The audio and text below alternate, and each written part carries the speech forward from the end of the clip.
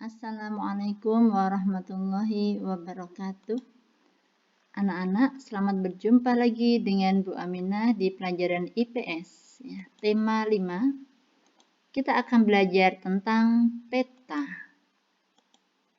Nah, apa itu peta? Peta adalah gambaran permukaan bumi yang ditampilkan pada suatu bidang datar dengan skala tertentu. Ya, silakan anak-anak bisa melihat atlas yang di dalamnya banyak peta beberapa negara maupun pulau-pulau ya. Kita lanjutkan. Ini contoh peta wilayah kedaulatan dan yurisdiksi Nasional Republik Indonesia ya.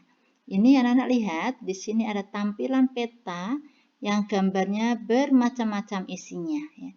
Ada gambar pulaunya, ada kotak di bawah itu namanya legenda, ada daftar provinsi, ada gambar mata angin dan sebagainya ya.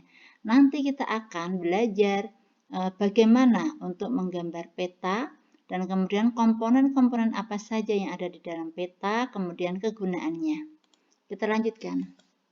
Nah, di sini komponen-komponen pada peta dan kegunaannya. Yang pertama, judul peta. Judul peta memuat isi peta. Judul peta juga menginformasikan isi pada peta. Jadi kalau tadi contohnya, ya, kita lihat di sini. Ini judulnya ini, Peta Wilayah Kedaulatan dan Yurisdiksi Nasional Republik Indonesia. Jadi yang digambarkan di sini adalah peta Indonesia, ya, dengan wilayah-wilayah yang sudah terbagi menjadi 34 provinsi. Sehingga warna-warna di sini menunjukkan judul peta tersebut. Kita lanjutkan. Yang berikutnya, garis tepi dinamakan juga border. Ya. Garis tepi atau border merupakan garis-garis yang terletak di bagian tepi peta. Oke, nomor 3. Skala peta. Skala peta merupakan bagian dari peta yang menunjukkan ukuran perbandingan. Skala peta adalah perbandingan jarak yang tercantum di peta dengan jarak sebenarnya.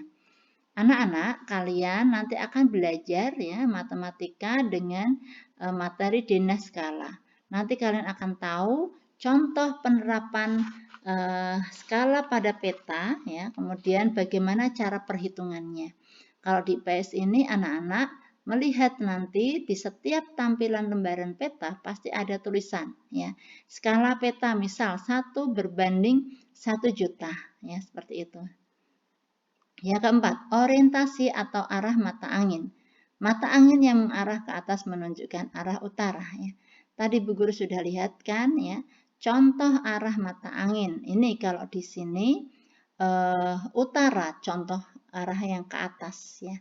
Ini contoh arah mata angin. Kalau tadi kita lihat di peta ini ya, peta Indonesia secara keseluruhan, arah mata angin ini sangat lengkap. Ada utara ke atas, bawah selatan, ke kanan timur, dan ke kiri barat.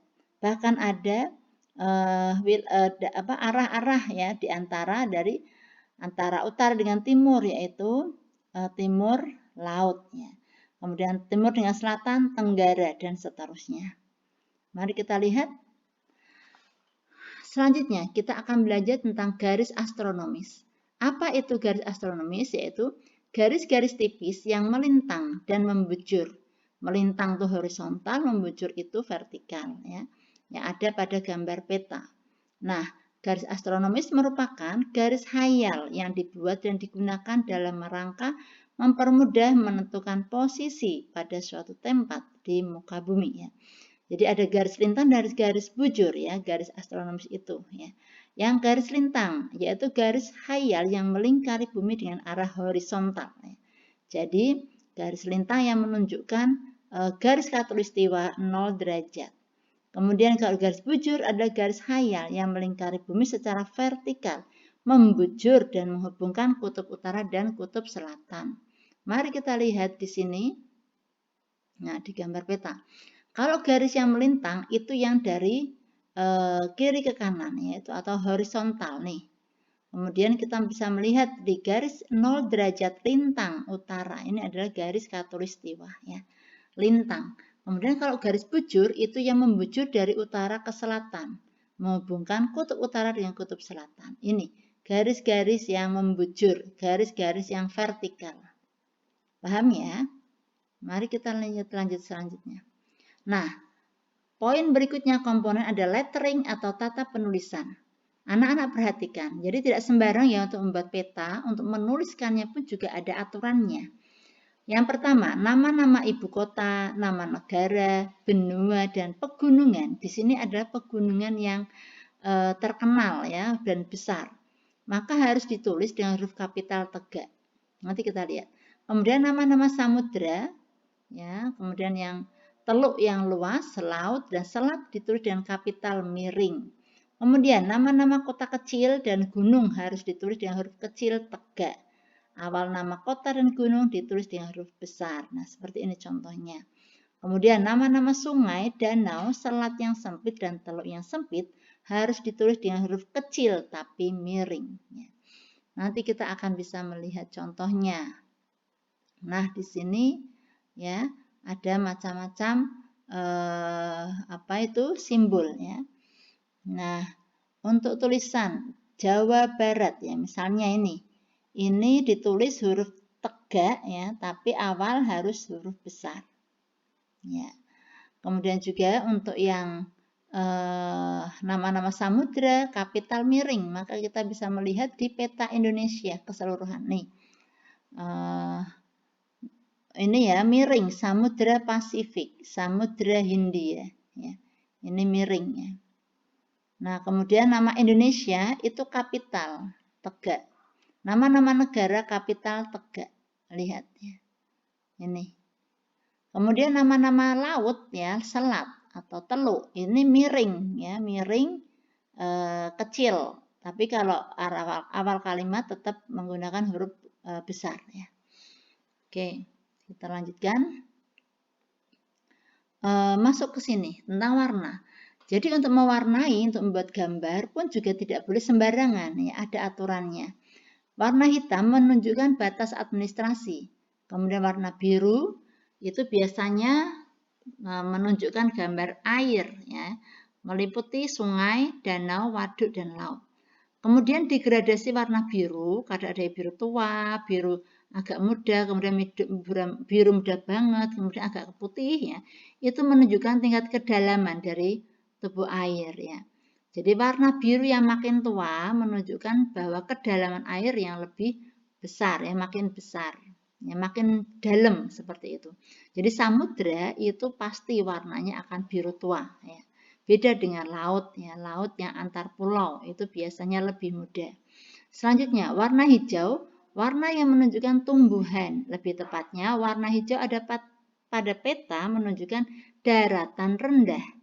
Kemudian vegetasi, vegetasi itu ya tanaman atau tumbuhan serta hutan ya. Nanti kita lihat. Jadi warna hijau itu biasanya di pinggir pulau ya.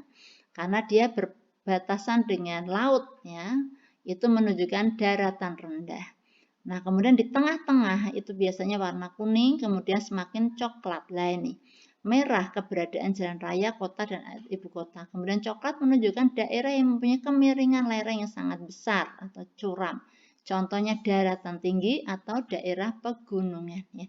Jadi saya ulang, biasanya pegunungan atau gunung ya sekitarnya itu warna coklat. Kemudian ke bawahnya agak-agak warna kuning dan sampai kemudian warna hijau. Nih lihat, semua bersama-sama lihat. Nih warna coklat ini menunjukkan pegunungan ya, ini lereng yang cukup tinggi. Kemudian degradasinya ke bawahnya ini warna kuning, kemudian agak muda lagi, kemudian hijau. Nah, hijau ini menunjukkan bahwa daratan rendah, pinggir pantai. Nah, kita lihat yang sebelah sini juga ya. Coklat ya yang di tengah-tengah, kemudian kuning, kemudian lebih muda, kemudian hijau, hijau pekat ya. Ini menunjukkan daratan rendah. Mari kita lanjutkan. Simbol. Simbol merupakan tanda yang terdapat dalam peta untuk keadaan sebenarnya.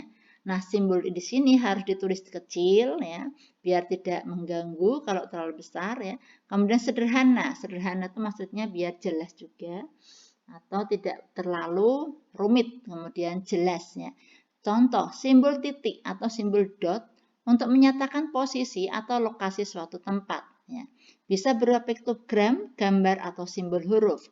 Kemudian simbol garis digunakan untuk menggambarkan batas-batas administrasi jalan dan sungai. Ya, simbol ini juga dapat berupa garis sambung atau putus-putus, garis tebal atau tipis.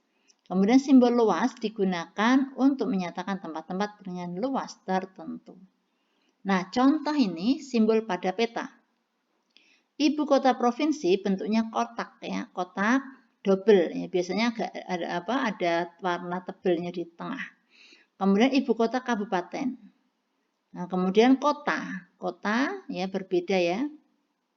Kota Madia, kemudian ini kota kecil atau kecamatan. Kemudian gunung. Nah, ini danau. Ini rawa-rawa, ini sungai ya, sungai itu garis dengan lengkung-lengkung. Kemudian gambar bandara ya, gambar pesawat, dan satu lagi gambar pelabuhan laut. Baik. Lanjutkan, legenda itu artinya keterangan. Ya. Biasanya legenda ditulis ringkas dalam sebuah kotak yang diletakkan di pojok bawah. Keterangan peta ya dengan semuanya termuat di sebuah kotak kecil namanya legenda. Nomor 10, sumber dan tahun pembuatan peta. Sangat dipentingkan sekali kita akan melihat kapan peta itu dibuatnya. Dan yang lebih valid adalah peta yang dibuat pada tahun terbaru. Kenapa? Karena bisa jadi ada perubahan-perubahan ya yang terjadi. Contoh di Indonesia sekarang ada 34 provinsi ya. Kalau kita lihat tahun-tahun sebelum-sebelumnya baru masih 33 provinsi, makanya harus diperhatikan tahun pembuatan peta. Terakhir, insert peta. Insert peta ini biasanya ada dalam bagian peta tapi ada kotak kecil ya, kotak kecil. Ya, di sini ada dua, satu insert lokasi digunakan untuk memberikan gambaran secara global wilayah di sekitar daerah yang dipetakan. Kemudian satu insert besaran digunakan untuk menggambarkan wilayah yang kecil. Biasanya kalau di Pulau Jawa itu nanti atau Jawa Tengah nanti ada insert ya kecil di atas itu Kepulauan Karimun Jawa ya. Itu yang tadinya kecil-kecil bisa dijelaskan lebih besar. Intinya diperbesar. Nah, anak-anak, demikian pembahasan materi kita tentang peta. Nah, kalian mempunyai tugas membuat atau menggambar peta Indonesia di kertas asturo dengan tepat. Kenapa dengan tepat? Ini kalian sudah kelas 5 ya. Belajar seperti waktu kelas 4 dulu menggambar peta harus membuat garis-garis ya. Itu yang diumpamakan sebagai skala, yaitu 1 cm 1 cm. Bentuk garisnya membujur kemudian sama melintang ya. Anak-anak nanti ada panduannya di buku paket anak-anak ya. Bisa dilihat nanti di halaman 30. Di halaman 30 ya. Namun kalian ini tugasnya adalah menggambar peta Indonesia. Nah, begitu anak-anak, terima kasih atas perhatiannya. Semoga dimudahkan. Kalau ada kebingungan silakan tanya Bu Guru. Bu Guru akhiri, sekian. Assalamualaikum warahmatullahi wabarakatuh.